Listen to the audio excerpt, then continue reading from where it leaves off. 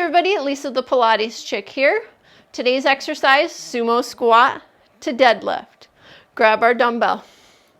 I'm going to face you. Our feet are wide, toes are slightly turned out. Chest is forward along with your eyes. Hold the dumbbell right at your chest. Squat, stand, lower the dumbbell, hinge, stand up, raise it. Sumo squat, lower, deadlift, raise it. Here we go. Side view, chest up, flat back, sumo squat, stand, kettlebell down, hinge. Now this can also be done with a kettlebell. Bring it up to your chest.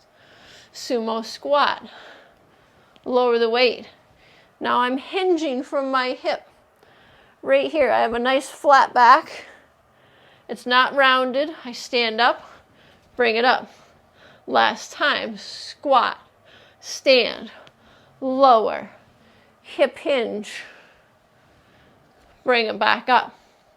So your precision points, no rounding of the back. Focus your gaze on something. The legs are long, they're not locked, you just have a soft knee. I'll see you on your mat next time. Bye.